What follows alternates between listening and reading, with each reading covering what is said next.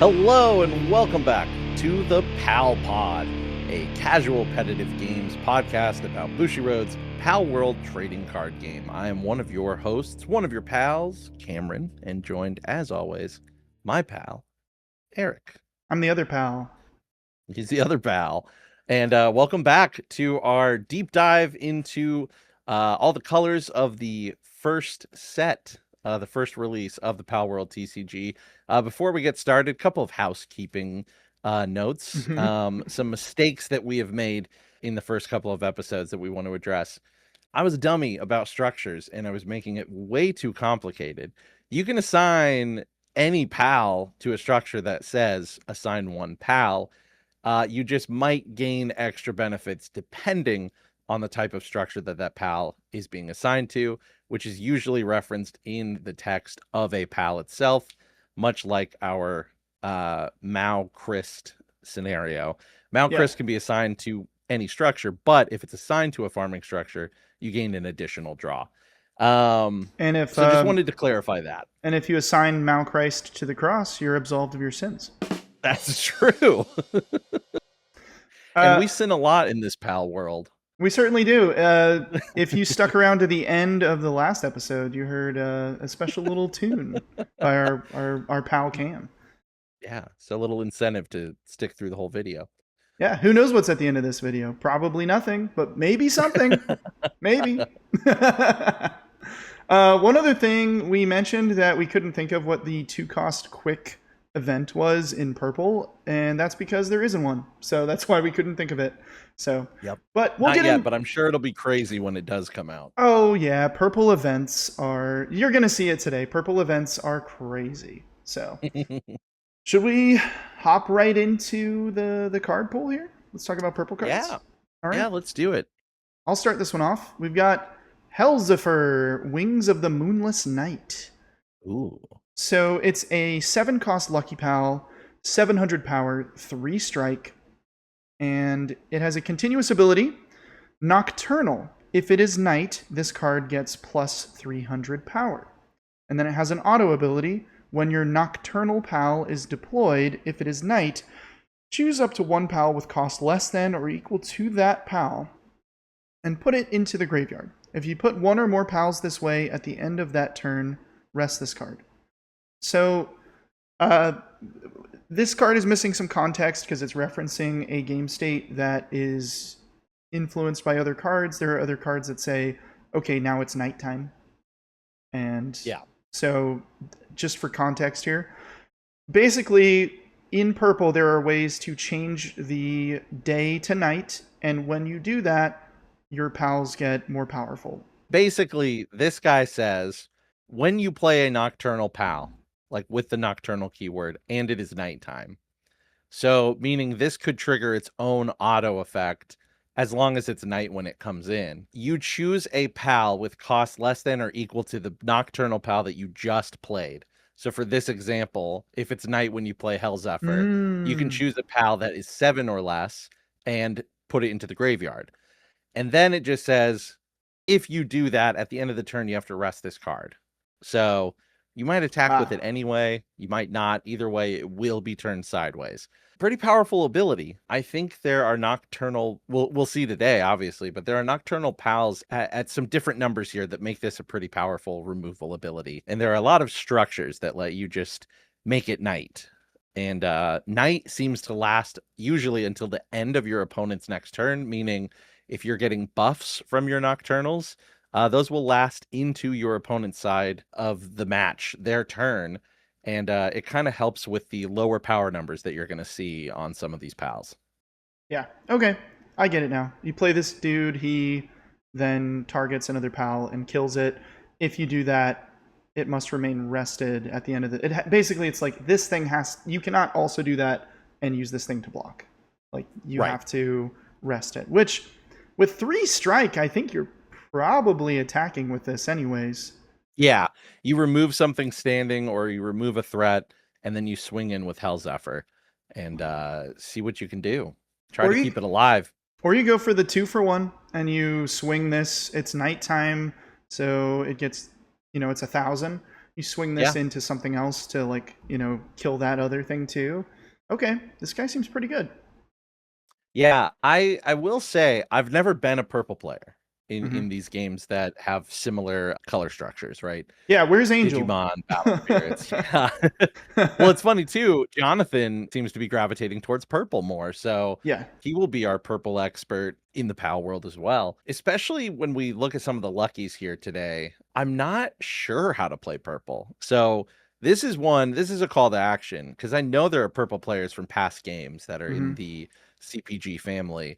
Let us know your thoughts on how purple compares here to some of those other games. Is it as powerful? Is it less powerful? Do you think there's potential? There's going to be some weird stuff as we go through these today.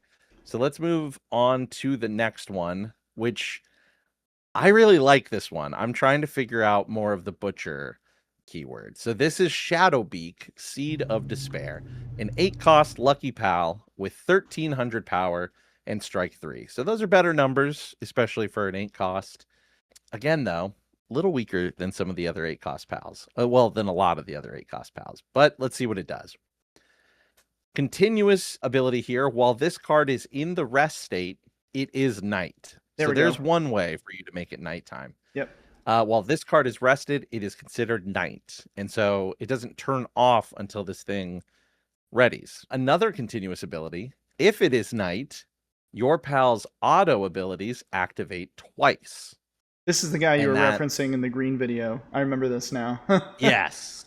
And so uh, this has its own auto ability. At the end of your turn, choose up to one of your pals and butcher it, meaning sacrifice it. If you butchered one or more cards this way, your opponent chooses one of their pals and puts it into the graveyard. So, if this thing is rested, it is night, or if it's just night and this thing is standing, either way, at the end of the turn, you could butcher two of your pals to make your opponent butcher two of their pals. And in purple, especially with power numbers, just considering those, not considering any other kind of like destroyed abilities or anything like that, those are good trades and can be a pretty powerful way to disrupt your opponent's next turn and do some fun stuff. So I'm excited more about the butcher mechanic than the nocturnal mechanic right now. But yeah, that's just my 2 cents here. What do you think of Shadowbeak, Eric? I think it's interesting that you can choose up to one of your pals and butcher it, meaning that you could choose this card also as the target. So Yeah, if there's some reason it is rested and you do not want it to be nighttime anymore, maybe your opponent's playing purple, I guess, and they have some powerful ability that you don't want to happen, you can go ahead and kill this thing. So that way it was night during your turn and then it's daytime during their turn. yeah, So I don't know. There's some interesting play here. Purple is so far one of the more complicated colors of the four that we have access to so far. yeah. I would say we were talking a little bit off the pod.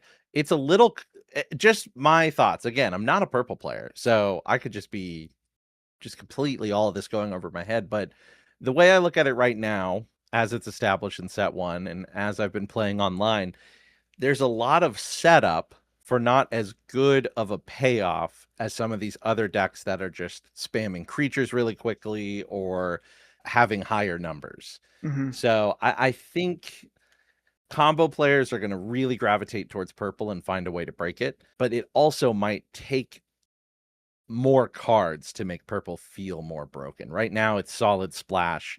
I'm not sure how to make a purple deck yet. Yeah. I think if nocturnal decks become the meta, you're going to see this as a four of in all of those decks. So, Yeah, in a set or two, if we have enough, and maybe even now, I don't know, maybe we have enough now, but definitely in a set or two, if we get more nocturnal cards, there's going to be some broken nocturnal card that is going to fire off of this that you're going to want four of these in your deck. definitely. All right, on All right. to the next one. Catris, Abyssal Sorcerer. Catris is a 6-cost Lucky Pal, and it has an action once per turn. You can butcher one other pal, and Catris gets plus 1,000 power and plus 1 strike until end of turn. That would make her a 1,903 striker. And also has an auto ability. When your PAL is butchered, choose up to one cost X normal PAL from your graveyard and deploy it in the rest state. X is equal to the cost of the butchered PAL minus 1. So you could butcher a 3-cost PAL and buff Catris and then pull a 2-cost PAL out of your discard. And there's on deploy abilities that could be triggered off of this. There's also on death abilities that could be triggered off of this. I think that this card, again kind of going along with the theme of purple, a little combo-y, but extremely powerful. Not to get too far in the weeds here, but Mm-hmm. Shadowbeak and Catris right now are the two lucky pals that I am running in a certain purple deck. Where Catris, the goal is, Catris butchers a 3-cost like Lee's Punk, which we'll get to, Mm-hmm. which has a destroyed ability, so that That I can card's bring good. back a Depresso, which has some good continuous nocturnal effects. And then the goal then is next turn or future turns is to be playing 3-cost cards, progressing my game, killing those to bring back 2-cost cards, rinse and repeat. Because much like Dig Toys, Catris is really cool because at just 6 cost, it can get up to 1900 power, which kills most pals in the game without any other kind of power manipulation. Plus, going up to 3 strike at 6 is also very, very good. So again, you'll see at the end of this video, there's a lot of different ways you could build a purple forward deck. I just need someone to show me how to do it. But I love the concept of this card. You kill something, you immediately bring something back, and you get good value out of it. Important to note also, if it is nighttime and you have Shadowbeak out, that auto triggers twice. Yeah, I think this leads a disruption deck. I think the way I'm playing it anyway, you play it with blue, so you're drawing a lot of cards, and Mm-hmm. you are playing a lot of purple cards that just destroy your opponent's hand. And then you play the long game and swing in when you need to. Yeah, you're clearing their threats on the board whenever you need to with your events and your abilities, and then you're discarding cards from their hand, and then eventually, before you know it, they have no cards in hand, nothing on the board, and you've got everything. And then you're clear to attack. Because Yeah. boy, just from the games I've played online, a lot of people have a lot of cards in their hands, and a lot of them are just I'm going to discard this and pay a soul. Your attack is completely negated, and I'm going to wreck shop on my next turn. Yeah. So All right. Next up, this is Tombat out of nowhere? out of nowhere. Exclamation point and question mark. It's a cool little guy, little vampire cat. 5-cost normal pal, auto on deploy. Reveal the top 3 cards of your deck. Choose up to 1 pal from among them, add it to your hand, put the remaining cards in the graveyard. 600 power and 2 strike. A lot of self-mill in purple because your graveyard is basically another way of deploying cards or pulling back. It's kind of part of your draw engine in that way. So Tombat is just one of those tutor cards. It's like, I'm going to pick up one for now, Mm-hmm. and I'm going to put hopefully a couple more targets in the discard pile, like for Catris. Yeah. Say you have a 3 on the field, but you don't have a 2 in your discard pile yet. Tombat will help you cycle. Can set up in that same turn too. Like you Yeah. don't even need to play the card that you drew off of Tombat. You can just go ahead and be like, okay, now Catris is doing the butcher thing, and I can play Yes. this card I discarded. Again, I haven't messed around too much with Tombat, but it seems like it would be good if you're looking for that high value of just seeing a lot of cards over the course of your game. Yeah, 600 power, not great, but I think this is another one of those examples of a card where you're mainly playing it for its ability, and the fact that it is a PAL is kind of an added benefit. Yeah. All right, Pyrin Noct, Steed of Azure Flames. Very cool looking card. 7-cost quick PAL, so it has that interrupt ability. It has this continuous ability, Nocturnal. If it is night, it gets plus 300 power, so it would go from 1100 base power to 1400 power. And then it has 3 strike, and then it has the interrupt ability, the Ice Shield ability that we've been talking about. You can pay 7 to play this as a PAL, or you can discard this card and pay 1 soul, or discard this card and another card to completely nullify an opponent's attack.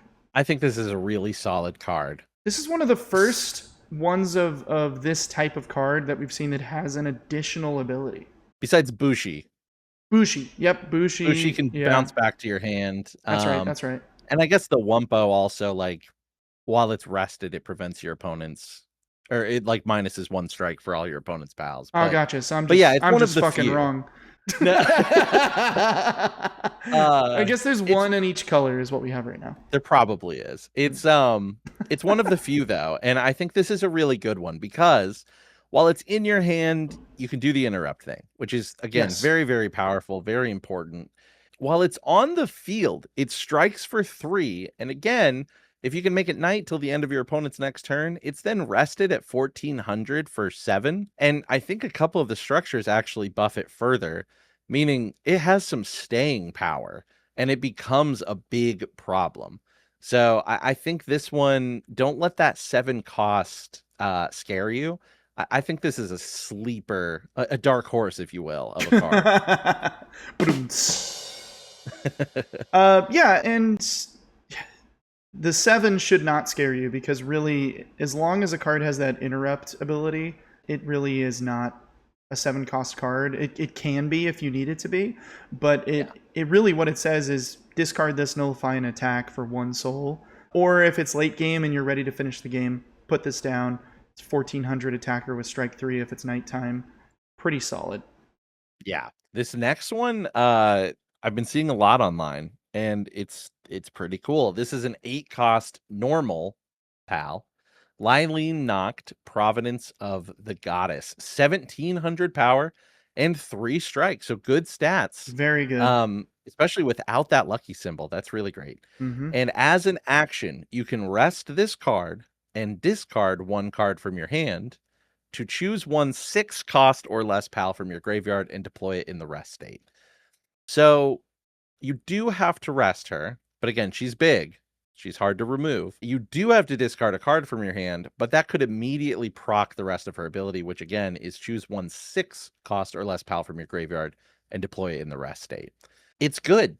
You make board or you make sacrifice for something else. I feel like there's a lot of ways to use this card, especially the value goes up if she survives the first turn you pay 8 to play her. There's some weird recursion combos here because you could you could butcher this for Catris and then pull in you could use this ability, pull in Catris from the grave. Oh, it's in the rest state, Catris is. So, Right. I don't know. That's the only thing is you have to bring it in rested. Well, maybe you bring in the guy who makes it nighttime while he's rested. And then absolutely, you're like, okay, I'm cool with that. I think he costs 8 though, so you'd have to figure out some way to.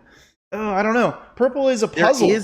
There is a 6 cost that says while this is rested, it's night. Okay. So there is a target for that exact line of thought that you're thinking. Okay, gotcha. Man, yeah, purple is a very puzzly color. It is. Next up is our boy. It's our boy. This is ready for the thumbnail. Yeah, this is Depresso, Late Night Hustler. He's going to be our thumbnail today. All right, Cam, you ready?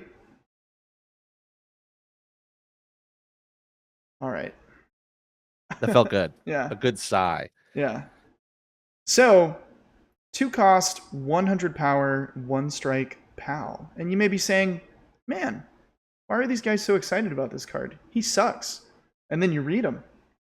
He has a continuous ability that's repeated on the card twice. Nocturnal, if it is night, this card gets plus 300 power. So if it is nighttime, Depresso becomes a 700 power, 1 strike pal. At first, we talked about this and we're like, why is it written like that? Why is it spaced like that? Yeah, why doesn't it just say plus 600 power in a single line? What I think it is, and we'll get to it, in some of the structures it says, this gives your pals Nocturnal. If it is night, this card gets 300. So really what you're doing is counting the amount of instances each pal has Nocturnal, and you can just multiply that by 300, and it's probably just easier to keep track of that way. At least it is for my, again, stupid non-purple player brain. I see. So basically, the thing in parentheses is what Nocturnal is, and he has double that. Yes, Two he's two Nocturnal. times nocturnal. Got it. He really Yeah. likes the nighttime. Yes. He's cool because at 2 cost, depending on what the rest of your deck is doing, he's in a rest state of 700 after he took out a pal. He can easily overpower the entire weight class of 2 cost pals that he's in, even some of the 3 cost pals. And then he's rested at 700. Not nothing. Yeah. I think my issue with this card is early game, if you can make it nighttime early game, he's very good.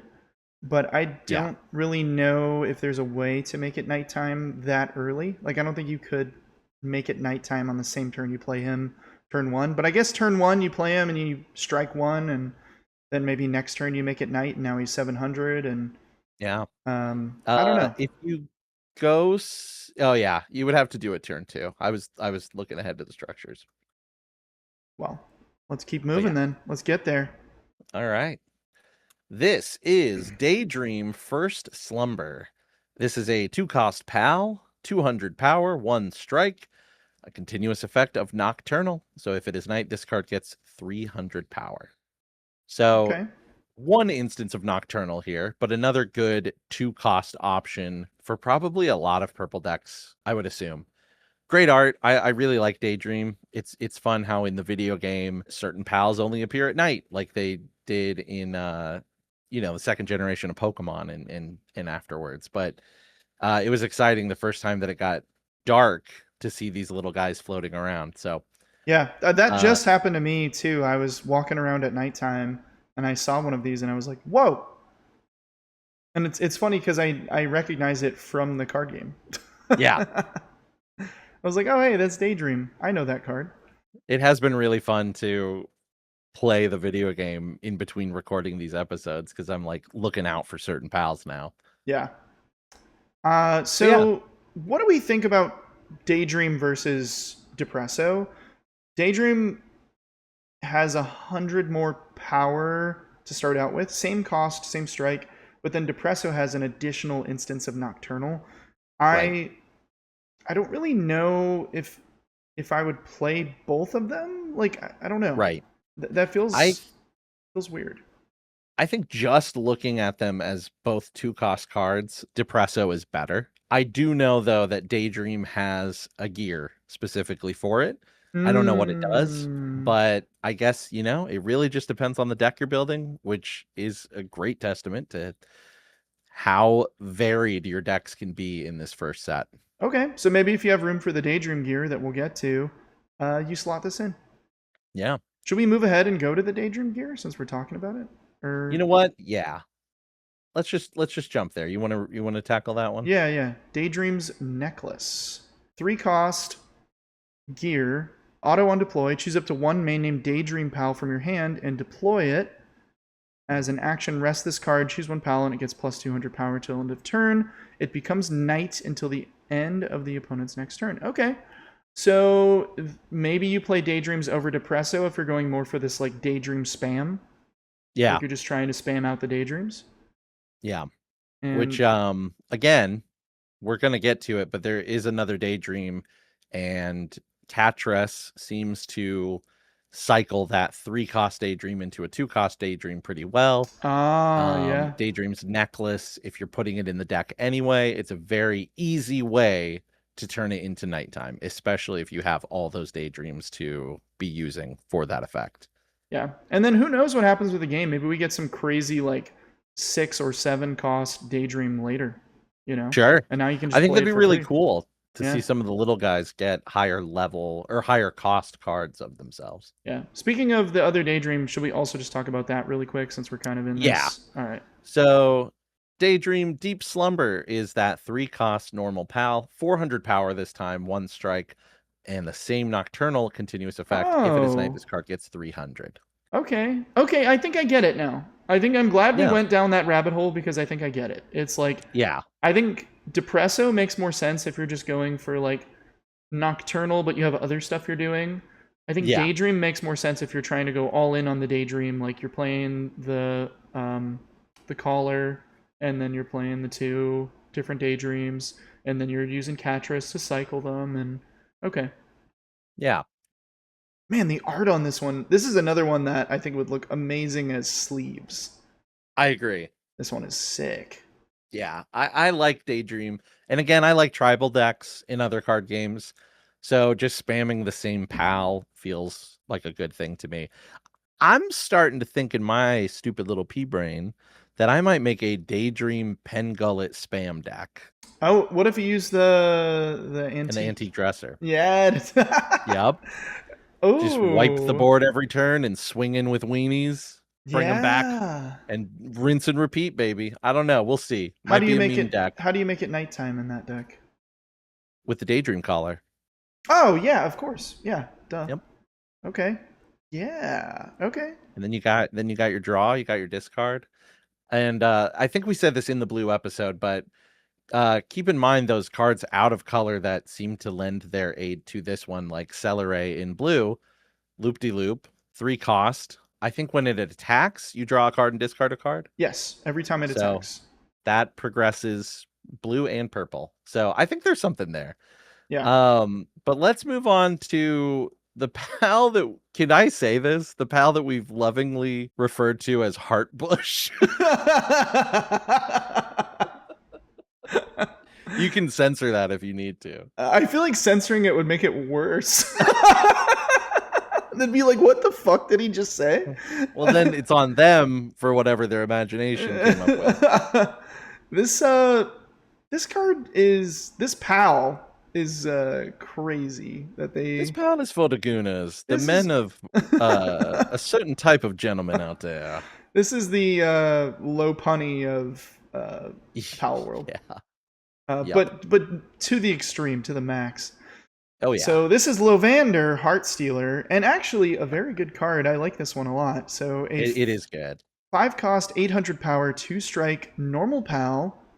Auto, on attack, you may discard 1 card from your hand. If you discarded a card this way, gain 1 life. So kind of similar to Celeray in that you're doing something, you can discard a card and do something whenever you attack, but you're gaining life.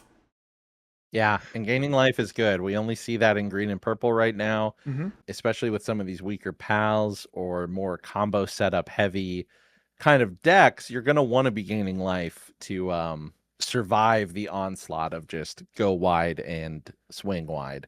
Also, the naming convention is really good. It's like lavender and like Yeah. lavander. It's a Heart's salamander-ish. Heartstealer also is it when it attacks, it gets you life, so you're like striking Yeah. your opponent and stealing. You're like life steal, you know? Yeah, it's So good. It's again, not a cash grab game. Really deep thought, fantastic mechanics, and good art. yeah, apparently yearns for a single night of passion, Wow, according to the flavor text. it sure does. Wow. Let's All move right. on before we get. I mean, we weren't making money from this anyways, but if we ever did in the future, it'd be demonetized. Uh, Yeah. all right, next one. All right. This is Van Worm, Marauder of the Skies. A 4 cost normal pal, 600 power, and strike 2. Auto on deploy. Choose up to 1 pal, and it gets minus 300 power until the end of the turn. Mm, And a good thing to know, it is not put into the graveyard even if its power becomes 0 or less. Some card games, you know, if you can drop their like toughness or power down to 0, they're just automatically removed. Not so in this game. You have to work a little harder for it. There's a lucky pal coming up that'll make that a little more clear. I wish this on deploy was in attack ability, personally. But pretty cool value at only 4 cost, you know? Like, it can take out some decent targets. It can suicide into Chillet on deploy. It oh, can make a just. rested Chillet go down to Mm, 600, and it could trade with it. I'm only using Chillet as an example because I see Chillet a lot on the simulator. Other yeah, uses for it, you know, there's a boss pal, a lucky pal that you might pair this with, but I don't know. How do you feel about this one? I think the fact that setting it to 0 doesn't kill it. If you set a pal's power down to 0, it doesn't kill it. I think kind of makes this not as good. I almost feel like it could have, with that caveat, I almost feel like this could have said minus 500. Yeah, I agree. And I think it still would have been like not broken and made Yeah. it more playable. But Yeah. I don't know. I think maybe it has its uses. There is probably a deck where you're, subtracting power from your opponent's pals on a pretty regular basis. Yeah. And maybe Or adding some to your own, because then that becomes a much bigger swing. yeah, or maybe you have a way to trigger these on deploy abilities repeatedly. Sure. I mean, you Well, could. there is that one that says if it's rested, your autos go twice. So that would be minus 600 for only 4. That's not bad. Yeah, but Again, it would just a still lot of only setup. it would still only be the turn that you deploy it. You can't because it's auto on deploy, right? So you couldn't trigger it while it's already out. Right.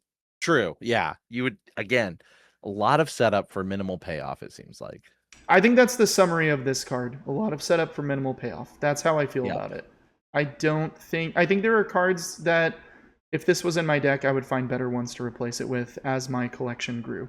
All right, let's talk about Menacing Let's do Darkness it. Dwelling Scorpion. This is a 5-cost Lucky Pal, 700 power, 2 strike. It has an auto ability called Retaliate, which does, when this card is put into the graveyard during battle, put the opposing combat pal into the graveyard. So this is the Death Touch of the Palworld trading card game.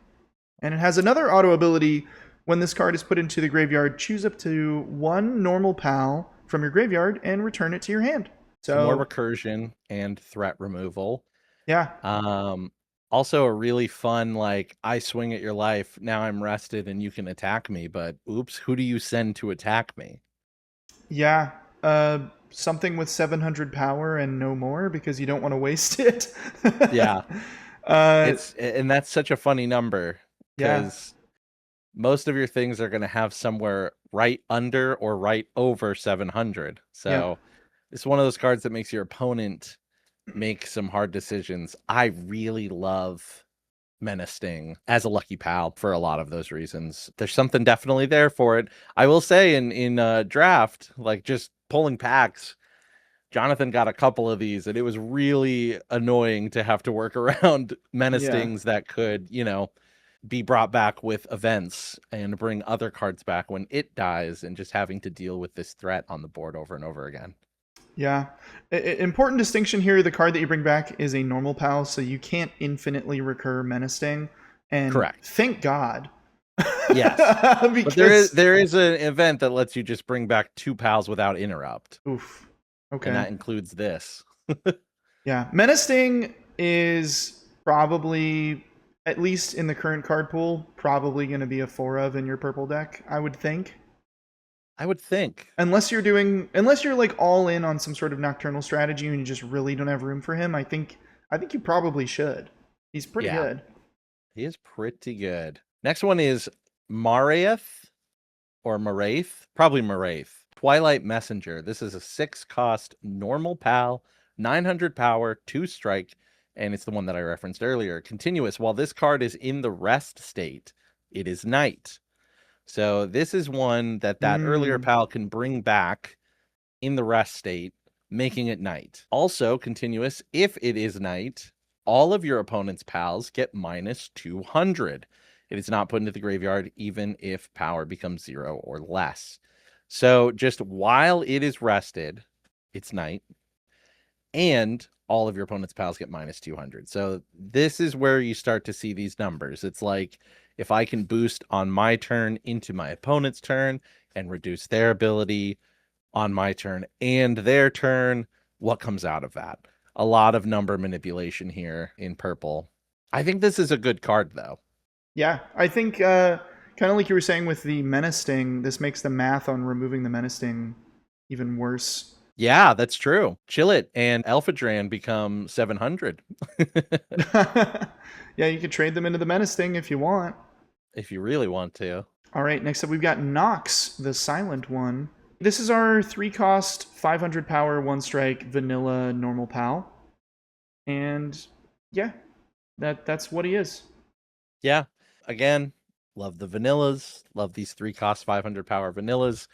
Nox is cool. It reminds me of like Digimon in the way that it's like this is the edgy character's partner Yeah. and like the loner's partner, and you're like, oh, I want a Nox. He looks so cool. Yeah. Silent and cool, reveals a soft side once you're close. I've only found one of these in the game, but he's cute. I don't think I've seen one in the game. Kind of reminds me of Eevee also. Yeah. Yep. This next one, Loop Moon, Glinting Moonlight, 4-cost normal pal, 500 power, strike 2, auto on deploy. If it is night, choose up to one 6-cost or less pal in the stand state and put it in the graveyard. Wow. Okay. So that is an auto effect, meaning if you have the card that lets that go twice and your opponent's Oh, worried about trying to block you, this yeah. guy can come in and just destroy 2 pretty powerful pals on deploy. He reminds me of in his effect and also in the way he looks. He reminds me of Belphegor from Battle Spirit Saga. Yeah. Those claws, the moonlight. Yeah. And just Yeah, coming in it's and very killing purple. something. Yeah. Yes, very purple coated. Is he based off of a Wendigo? I'm assuming. Yeah, that's pretty cool. Yeah, I like Man, I like that. 4 cost for that ability. Pretty solid. It's conditional, but man, in the right conditions, that wrecks shop for 4 souls. Yeah. Pretty cool. I love this game because I feel like every time you and I talk about cards, it makes me want to go build a deck in with the cards we just talked about. Yes, yeah. I was hoping this will help me get over my purple rut and figure something out. Yeah, now I want to build a purple deck. I want to For build sure. like a nocturnal leaning one, and I want to build like a just let me just kill everything purple deck. That's Also, exactly what I have built. okay, nice. So we'll have to play some games. All right, you want to get into the structures in the booster packs? Yeah, on to our first structure here. This is Lamp. Mm-hmm. I I love love Lamp. lamp. Yeah. Nice. Nice. Action once per turn, put the top 3 cards of your deck into the graveyard. It becomes night until the end of the opponent's next turn. So you mill yourself to make it night, but then also you probably want to do that anyways if you're playing purple because you can recur those cards. And then it has a continuous, all of your pals get the skill in brackets, and that skill is Nocturnal. If it's night, they get plus 300. This is cool because it does not need to be assigned. It just does this. Once per turn, Right. you can mill cards, and then it continuously buffs all of your pals. Yeah, it gives all of your pals the Nocturnal skill. So even if you're playing stuff that is not purple, it'll give it Nocturnal. Yeah. That's So neat. once again, this turns your Depresso into a 1,000 2-cost, which is insane. 4-cost, it has 1,300 durability. So again, that's in that range of like, man, this is really annoying.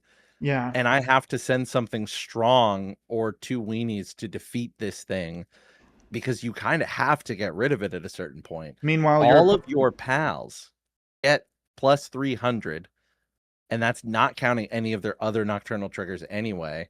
And it's night until the end of your opponent's turn, meaning they can swing and take out your targets and still have that buff into your opponent's next turn. I think Lamp is a 4 of in maybe every purple deck right now. I think even if you're not playing it for the nocturnal nighttime thing, you might want it as a combo piece for the mill. Yeah, To get absolutely. stuff into your discard. Okay, so the other thing is with this being 1,300 durability, you also have cards that are decreasing your opponent's power. So Yeah. it makes it even more difficult. You give your opponent's pals minus 300. This now you need something that had base 1,600 to take this out. If you Yep. want to do it with a single pal. Yes. Not to mention maybe they have a menacing standing and ready to fight back. Right. Purple is nuts. Again, purple is obviously playing the long game, Mhm. but if you let it go unchecked, you're not going to have answers left. Yeah. Because purple will just remove them all. Lamp is cool. I think Lamp is really, really good. This next one I think is also very good. This reminds me of what was that card? Set 1, it got banned. Haunted Cathedral or something. Oh, from It Battle was like Spirit the Saga? card. Yeah. Yeah. I had Angel sign one. Yeah, I can't remember the name of that card. It reminds me of that. So this is Shoddy Bed. It's a 2-cost purple structure, 700 durability. Action once per turn. Put the top 3 cards of your deck into the graveyard. It becomes night until the end of your opponent's next turn. So again, not having to assign any pals to this to mill and make it night. And as an automatic ability, at the end of your turn, if you have a Nocturnal Pal in the rest state, draw 1 card. Pretty good. Pretty You good. probably are drawing a card every turn off of this. Yes, I think so. Because it doesn't And you're have to swinging while be. you're at it. It doesn't have to be night to trigger that, does it? It just has to have No, you Nocturnal. just have to have a pal with the Nocturnal trait. So that's your Daydreams, that's your Depressos, Wow. that's your Pyron Noct, and Helsifer. All right, next one, Medieval Medicine Workbench. Action once per turn. You can spend 3 souls and assign a pal. Choose 1 cost X or less pal from your graveyard and deploy it in the rest state. X is equal to the cost of the assigned pal plus 2. And it's X or less, so it's plus 2, and then you can do anything in that range. It doesn't have to equal exactly. So, okay, here's your medicine. Get well soon. 1300 durability, 4 cost. I think this is pretty sick. You could It is. you could also cheat some things out a little earlier than you normally would. Yeah. And again, like purple has some lower power numbers anyway, so you might be finding yourself, if you're going to assign for this, you might assign something that's pretty high up, and then you can just bring back anything from your discard pile at that point, which is not nothing in the end game. That's for sure. This is another one that if you happen to draw it early and play it early, your opponent's probably not going to prioritize destroying it. 1300 durability is very good. All right, this next one I think is pretty fun. This is Wooden Wall, a 3-cost, 300 durability. Continuous effect, it has Taunt. So we've seen Taunt on a couple of the green PAL cards. This is the purple structure that has it, meaning your opponent cannot attack other targets if a card with Taunt can be targeted for an attack. And as an automatic ability, when this card is put into the graveyard, you draw a card. So it's like, hey, deal with this first, and on my next turn, I'll have more cards in my hand.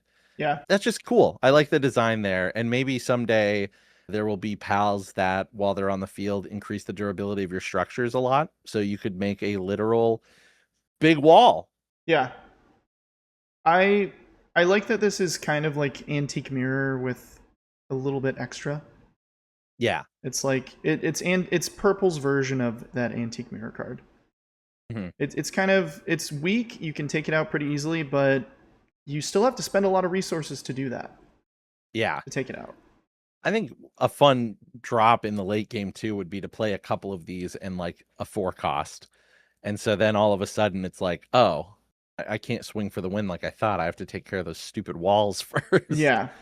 And then you're drawing and you're getting back into the game. So I think it has a place in some of these decks. It's good draw, especially if you're not pairing blue with purple. I think maybe there's also a situation where you have a weak pal that has an ability when it's rested that you want to like kind of protect in a way.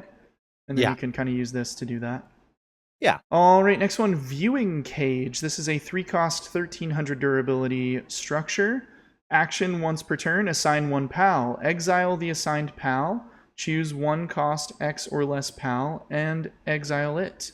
X is equal to the cost of the assigned pal plus 2.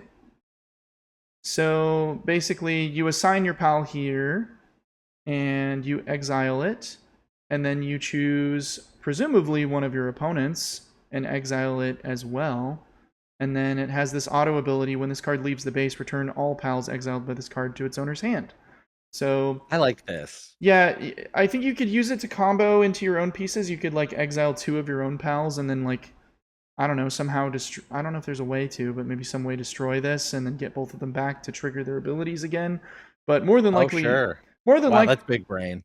Yeah, more than likely though, this is like Oblivion Ring in Magic the Gathering, where you're like, I was gonna say, yeah, it's very Magic coded. Yeah, this comes down, you exile one of your things to exile your opponent's thing, and then if this goes away, both of the exiled things come back.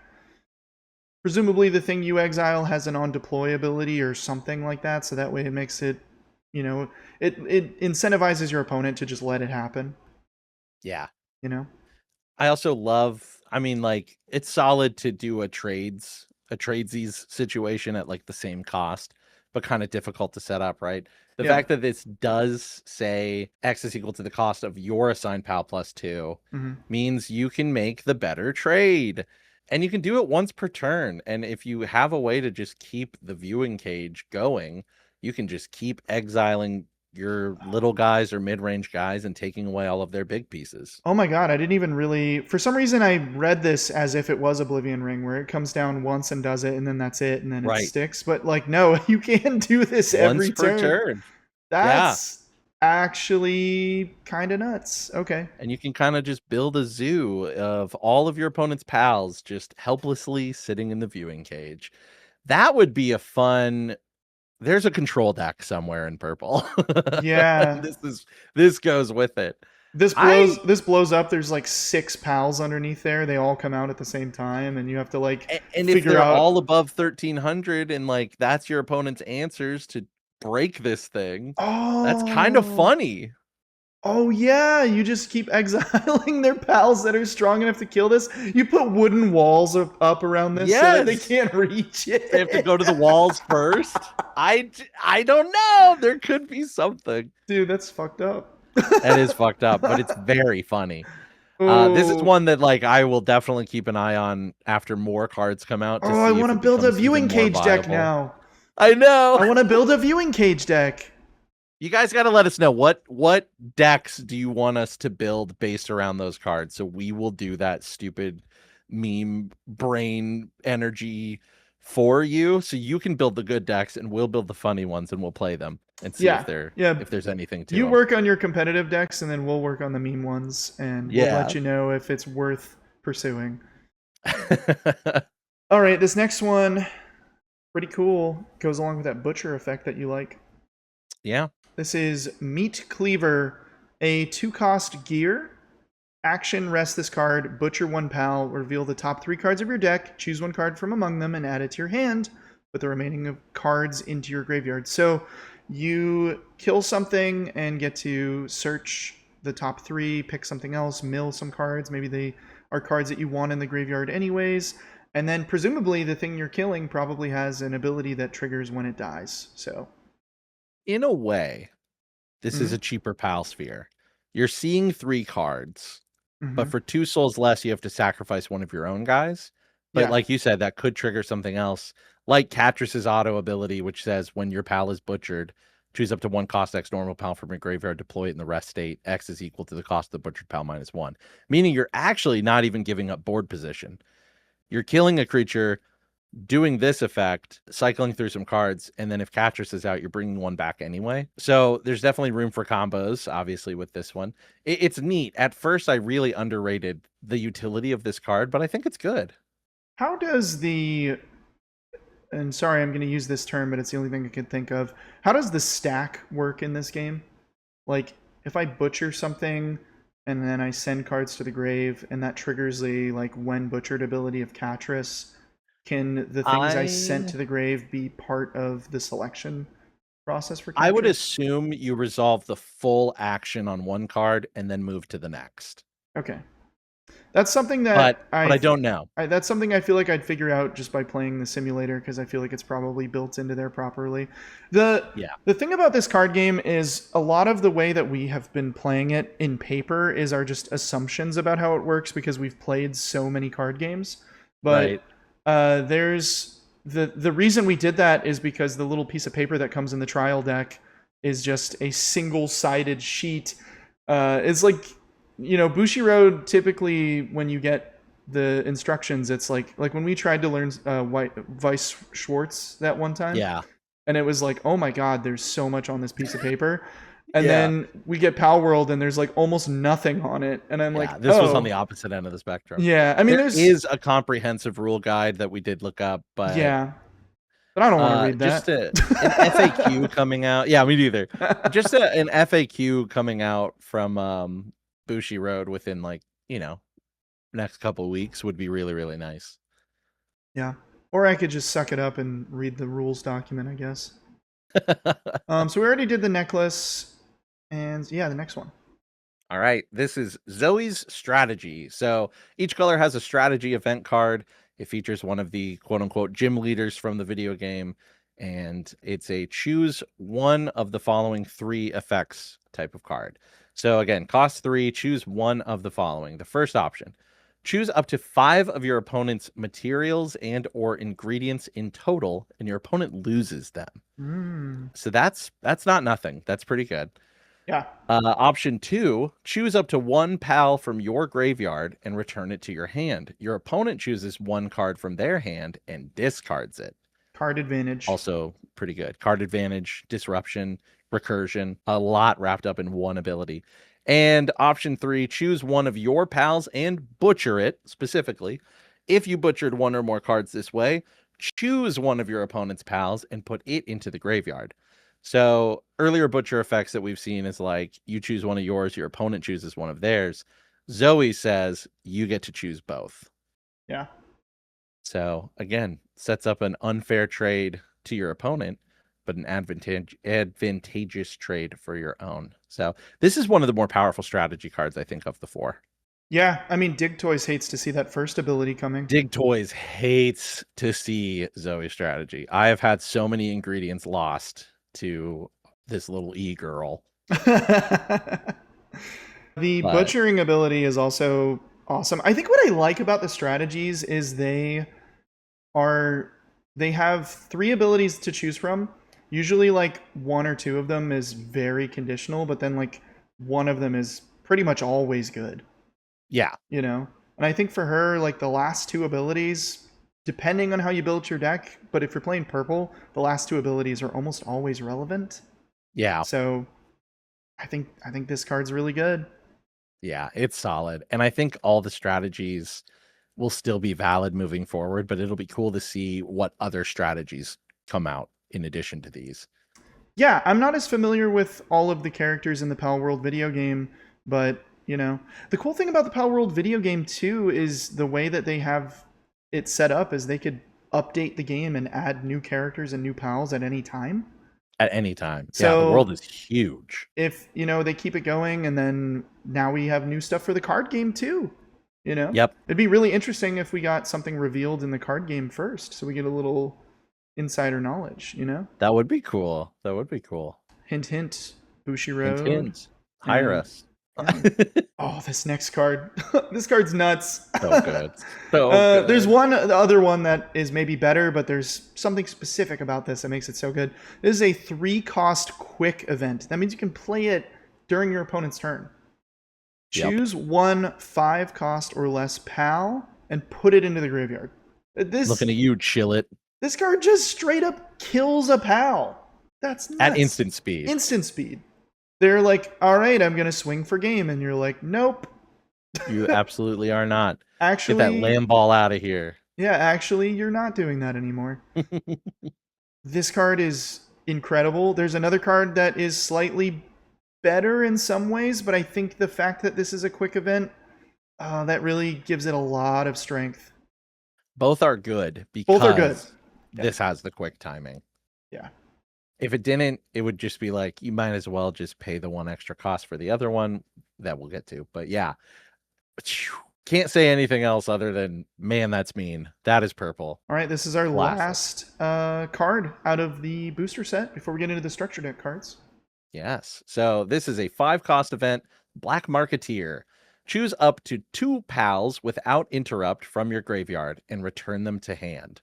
It becomes night until the end of the opponent's next turn. Fantastic recursion and another way to turn the day off. And you have 5 souls left for the rest of your turn to do some shenanigans. Yeah, and it specifies they can't have interrupt, but it doesn't say anything about Lucky Pals. Exactly. So bring both those menace stings back. Play 1 this turn, you know? Yeah. Man, this card is very good. I also think the fact that they added this interrupt, like can't have the interrupt keyword, I imagine in playtesting those interrupt cards, they realize like, oh, we can't allow that to happen.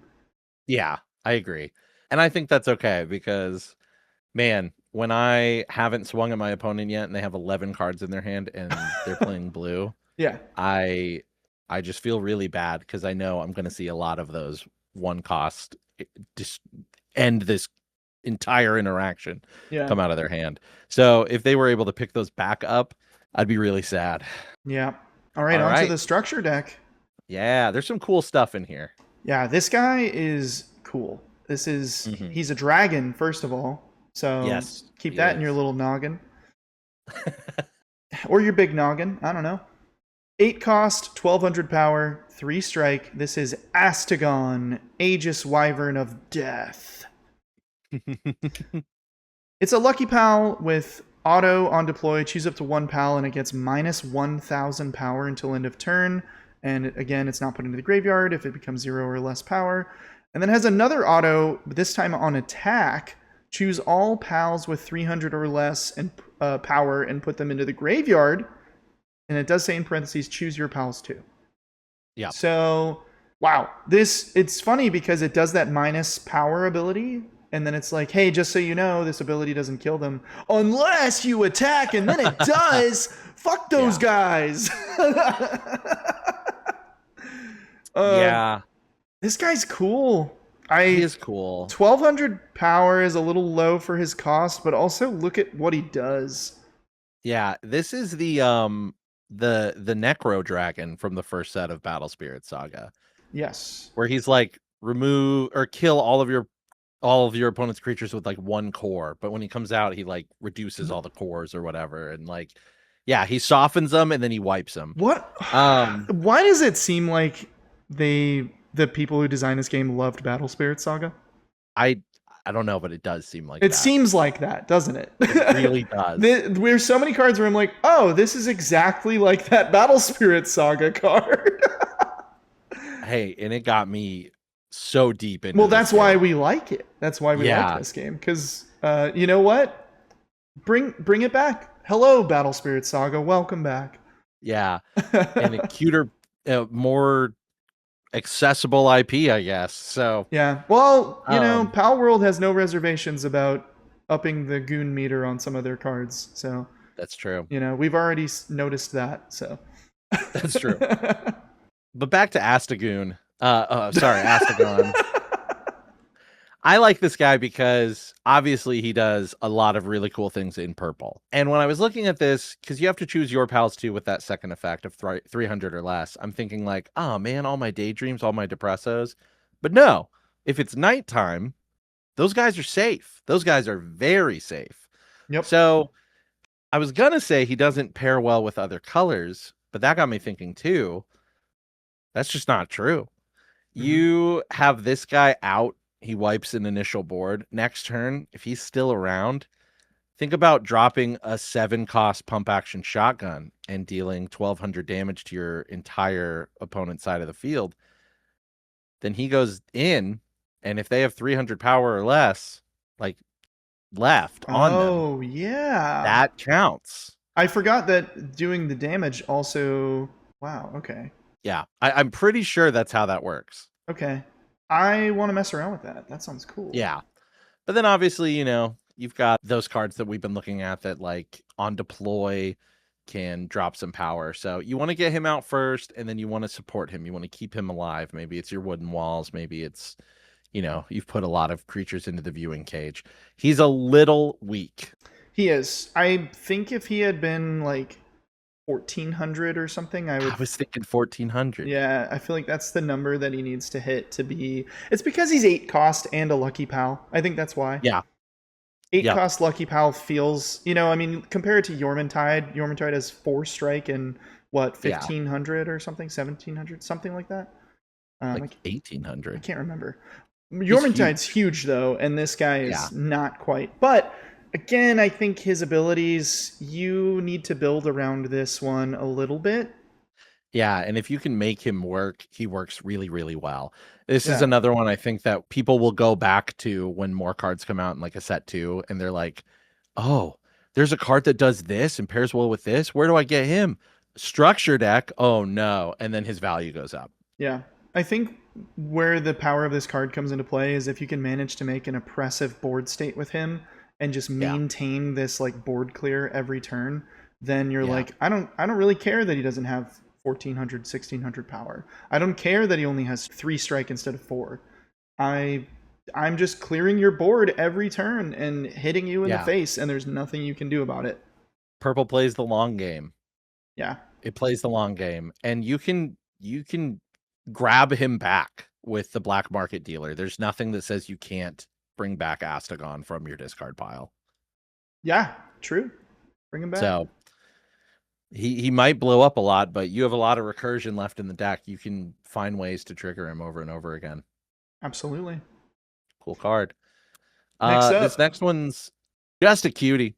This Yeah. is a 2-cost Hoocrates, Woo. Embodiment of Wisdom. Little Hoot Hoot and Murkrow action for you Pokemon fans. He's vanilla, 300 power, 1 strike. I think, therefore I am. Yeah. Just Uh, just a vanilla card that we needed to round out the color, really. yep, He's in the structure deck. the little hedgehog guy of purple. Yep. So for your aggro strategies, which I do think an aggro deck exists in purple that is actually really mean because of this next guy. You Yeah, want to this talk I about? was about to say Lee's Punk Treasure Bandit is a staple card in purple. This is a 3 Yeah. cost 200 power 1 strike normal pal. And you may be saying, "Oh, those stats aren't very good for that cost." Well, that's because it has this ability auto when this card is put into the graveyard, your opponent chooses 1 card from their hand and discards it. So your opponent Boom. does get to choose what they discard, but if you can kind of stack a lot of these abilities together, it kind of starts to really not matter that your opponent is choosing, because if you can get them down to like 1 or 2 cards in their hand, you're just discarding whatever they don't want to discard, you know? Yeah. Yes. And being able to recur this over and over again for cheap, running 4 copies of it, you might be discarding off of it 5, 6, 7 times in a game. Mm-hmm. That is good. That adds up. I think there is kind of a mill your opponent to make them have to draw to make them eventually deck out strategy within purple, and probably something that they will explore in future sets, if I were to guess. I love this guy a lot. This next one is super fun too, because it has a mechanic that I don't think we've talked about yet. This is Cognito Looming Shadow, a 4-cost normal pal, 300 power, 2 strike, but a continuous ability called Stealth. This card cannot be blocked. Mm-hmm. Solid. Yeah. Very fun, especially towards the end. 2 strike If that they can't do anything about. 2 strike they can't do anything about without, playing some kind of maybe quick event. But yeah, it would feel bad to turn this thing off with only 300 power. But the 2 strike and stealth is solid. I like this card a lot. Yeah, and We didn't see any stealth in the booster packs, so I'm hoping there's more stealth in a later set. you can recur into this too, you know? Yeah. Pull this out Yep. of your graveyard just on that final turn where you're trying to squeak out the win. Yeah. Black Marketeer picks him up. You drop this down. You still have a soul left to negate an attack on your next turn if it doesn't go well. But yeah, you swing Yeah. in 2 unblockable. Sometimes that's all you need. Yep. That he's a game finisher.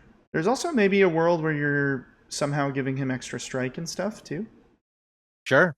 Absolutely. All right, this next one is a 5 cost 900 power 2 strike normal pal called Incineram Lurking Stalker.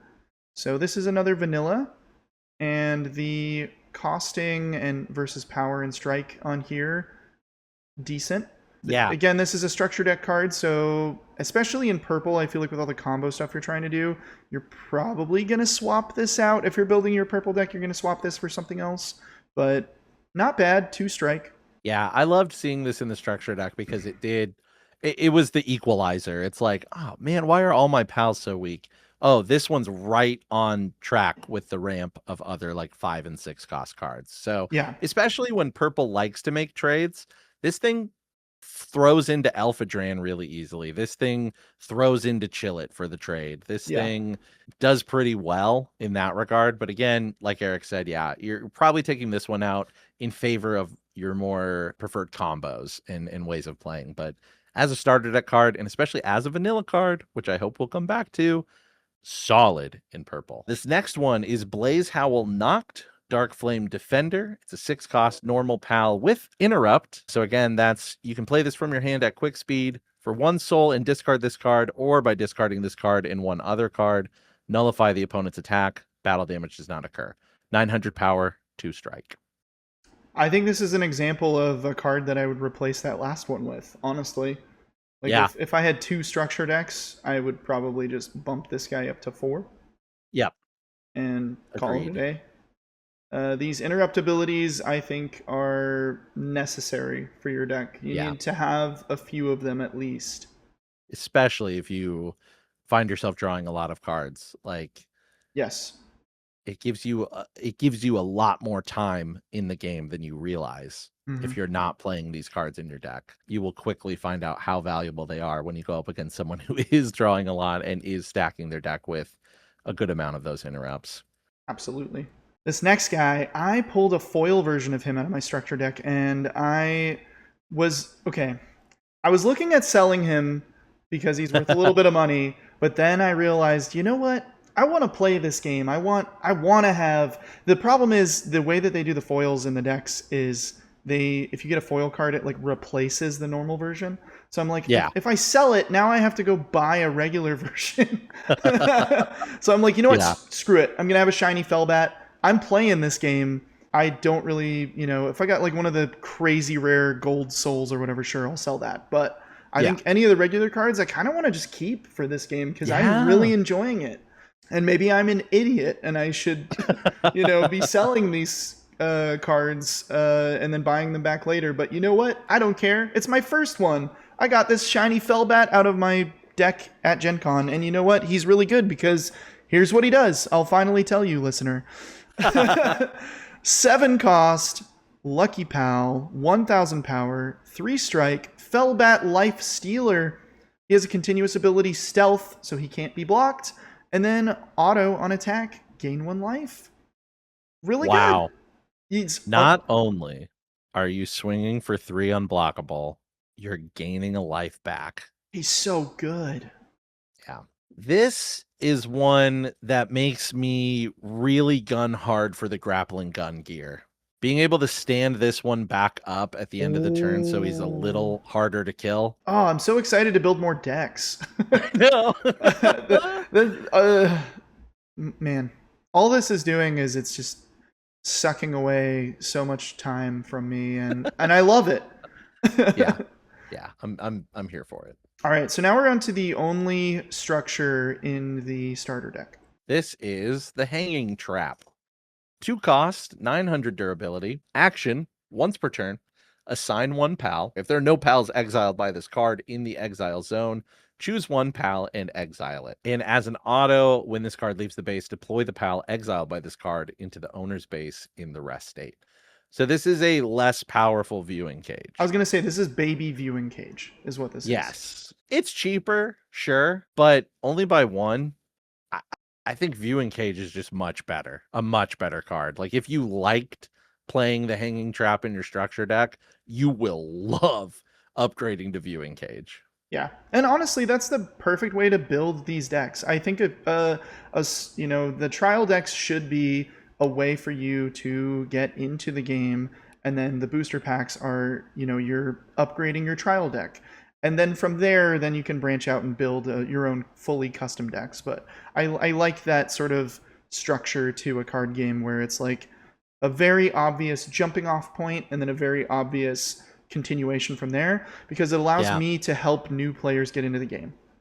Absolutely. And I think it helps new players get themselves into the game because when you make those connections, you feel smart and you're like, oh, I'm having fun deck building. Yeah. And that's something that some games don't do well. But again, I'm telling you, Bushiroad doesn't sponsor this, but they should because I can't shut up about how much I love every decision so far that they have made with this set of cards.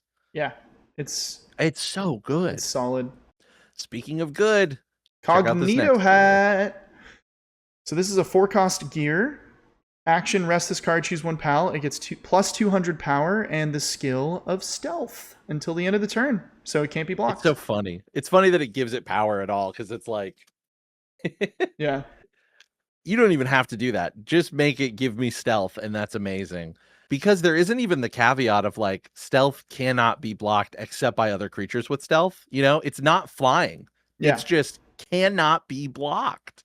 Yeah. And the plus 200 power is not nothing because you might want to use this to maybe like somebody is protecting a big pal that they're trying to, with a little blocker, or maybe they're protecting a structure that you want to take out.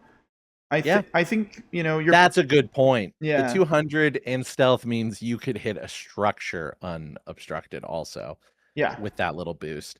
Yeah, you're right. It does make sense. It's kind of That like just makes it even better. it's kind of like the grappling gun though, where it's like I think this card would still be playable even if it didn't have that text. If you removed the plus 200 power and then just made this cost one less, I think it would still be extremely playable.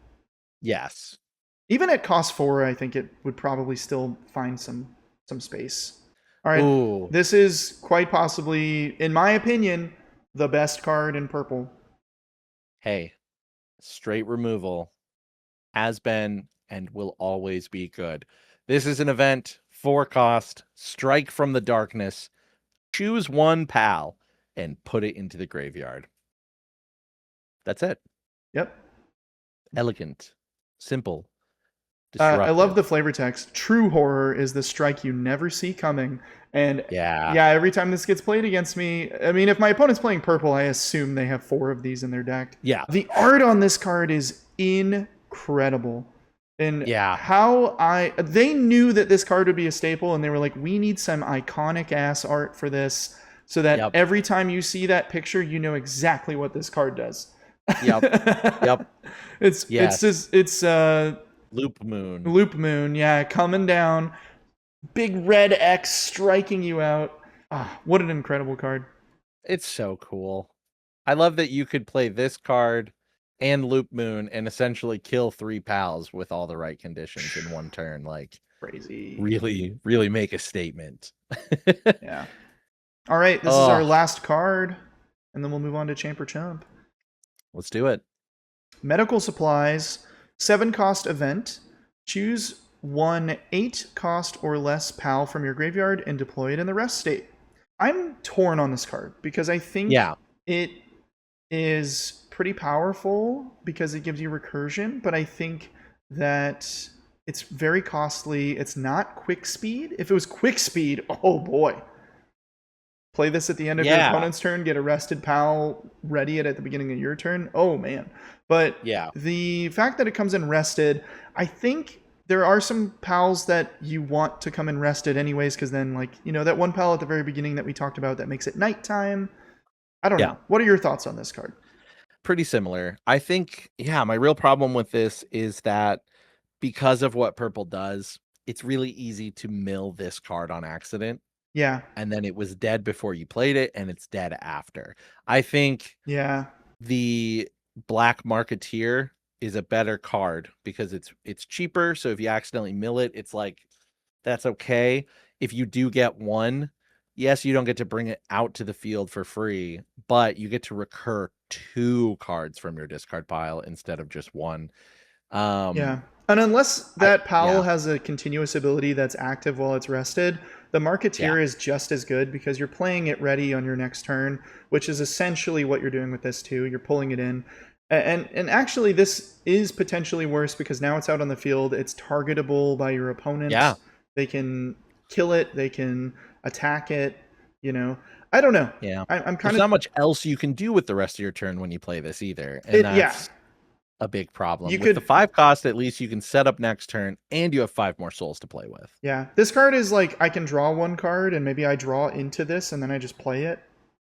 Then that's my whole turn. And especially at the turn when I have enough souls to do that, that feels like a waste of a turn. Yes. I think in a future set, when we get an 8 cost pal that has a really broken wall rested ability, or maybe another really powerful taunt pal in green, then this card might get a little bit more value because you're like, I need to stall a little bit. I'm going to bring back that huge tank of a wall, put him in defense. It's got taunt or something. And, or maybe a purple creature 8 or less in the future set will get taunt. And that's something worth bringing back for 7. Yeah. And setting up your next turn a little bit. If we're talking about future cards too, I think something that could also break this is play an event from your discard pile for free. Yes. I mean, yeah, this is an obvious target. Or play an event from your hand for free would also work. I think if you can cheat this out, I think it's amazing. I just think if Right. you pay 7, eh. Yeah. And again, it's a structure deck card. A lot of these, they're good in a structure deck versus structure deck realm. It's like, oh, they hit my guy that's for my combo off the top of my deck because he's a lucky. I wanted to use him. So luckily I have medical supplies and I actually get to play him for one less. But in the context of the whole set, I think it's probably not going in your deck as more of a one of. And then even then, like, there's probably a better card you can slot in. So kind of a bummer one to end on, but that's why we have Champ or Chump. Well, that's why we have Champ or Chump, ladies and gentlemen. Let's move on. All right, it's time for Champ or Chump. CasualPetitive Games, little game show that we like to play where there aren't really any winners or losers, but there are champs and chumps. It's true. So we look at a card, we assess it, and we decide whether we want to give it the rating of champ, which means that we think it's really good, or we want to give it the rating of chump, which means we think it's not very good. And those are our only two options. We can't be in the middle, and that's kind of where the difficulty comes into play. So we pick a card that we're kind of iffy on, and we just make a decision. So here's our CasualPetitive opinions about Lylene Noct, Providence of the Goddess. And as a reminder of what this card does, it's an 8-cost normal pal, 1700 power, 3 strike, with the ability of, as an action, rest this card, discard 1 card from your hand, choose 1 6-cost or less pal from your graveyard, and deploy it in the rest state. Whew, this is going to be a tough one. This is going to be a tough one. I have a stance and I'm ready to defend it, though. Okay. Do you want to just go for it? Tell us what you think. Sure. I think Lylene Noct, Providence of the Goddess, while slow, is actually a champ. Okay. And here's why. In this thesis, I will no. First point, it does what purple wants to do, and that is recur cards from your discard pile. It also accelerates your discard pile. Mm-hmm. It can self-proc, which I think is really powerful. It's not lucky, so you don't have to put it in that spot and risk not having other lucky pals. Mm-hmm. Again, while expensive, it has the most printed base power of any other purple card. It is the strongest purple card printed right now. Wow. 1700 is strong. I hadn't considered that. Yes. Yeah. Okay. Now, bear with me. With one lamp in play. Okay. Lylene Noct, after using its ability and bringing another card out to the field and replenishing your board state, providing some combos during your opponent's next turn with one lamp in play, Lylene Noct now has 2000. It's vulnerable, but how are you killing that? You have to make an effort to kill it. Yeah. It's just like the Mamorest out of green. Exactly. Yeah. It's like, oh, this thing is big. I need to get rid of it. And if you can't, if you already have your board, then she swings for 3 and she's still on the board. Or you rest her again, you bring something else out, like Istagon or whatever his name is, and you're wiping your opponent's board. This also, what I've seen Lylene do is bring back Pengullet consistently and using the Pengullet rocket launcher to wipe the board. Then when they rebuild, it's Pengullet, wipe the board. Yep. Or if they get a big one, you're running a couple copies of this, I think, and you can pop it back into your hand with the Black Marketeer if you accidentally mill itself. You can't bring a second one out with one's ability, but there's plenty of recursion in purple. So that's all my reasonings. I think this is a very good card. I'm going to say champ. Wow. So I'm glad you went first because you actually changed my mind. I was going to say chump. Sure. And I guess I'll go through my reasoning of that, but then I'll also talk about how you changed my mind. So sure. I think 8 cost is a bit expensive, and then also having to rest it and discard a card just to bring something back is that's a lot of cost. It is a lot of cost. You're paying 8, the card you're playing is resting. The card that you're spending 8 souls on is now rested. You had to discard a card from your hand, and then the ability that it gets, it pulls a pal back, but that pal is also rested. So it's effectively, I think it's just the aggro player in me being like, I did nothing with my turn, even though this is a setup card. You're setting up for the next turn. And Yeah. 1700 power means that it's going to be much harder for your opponent to attack it and get rid of this. And then if you're constantly recurring things with it, it is going to become a big threat and your opponent is going to want to get rid of it. I think the thing that you said, there were two things you said that changed my mind. One was the 1700 power being the highest printed power on a purple card. So, okay, that makes sense. This would be a good inclusion in your deck just for the power. The other aspect, though, is something that I hadn't thought of until just now, is that the card that you discard with Lylene can then be the card that you bring back. Yeah. So you could draw into, you could wait until you draw into the thing that you want to bring out for free, and maybe you don't need it to attack this turn, you just need it, maybe you need it in the rest state anyways. You can play Lylene and then get that thing out for free, and you got basically card advantage of 2 cards instead of 1 for the cost of 8. So I can see this working really well. I think you do have to build around it a bit, but I think you're kind of already building around this if you're playing purple anyways, this type of strategy. So yeah, I'll say champ. I'll give it champ. Cool. I like that. Yeah, I feel good about it. I just think it's fun, and I'm excited to build something around it. Yeah. I think it not being lucky also buffs it a bit, because Yeah. you don't, if it was lucky, I think we'd have the same argument that we have with other cards where we're just like, I just don't know if I can find room for this, you know? Yeah. There's too many. I want 4 Fellbats. I want 4 of the Menacing. Like, Yeah. you know, I don't think there's room. But for this, yeah, there is room. And also with Menacing and Fellbat not being 8 cost, I think there's even more room. Yeah. So. I just think so. I'm gonna defend this, and if you don't think Lylene is good, let me know if I'm a fool.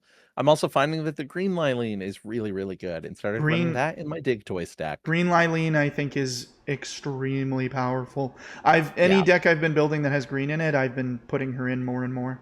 So Yeah, I'm seeing a lot of green Lylene, but don't sleep on purple Lylene. yeah, That's all I gotta say. hell yeah. Well, thank you for joining us for, what is this, episode 4 of the Palpod? Yeah. Wow, 4 episodes already. Next episode, I have no idea what we're going to talk about, but we're going to have more Palworld content, Palworld TCG content for you.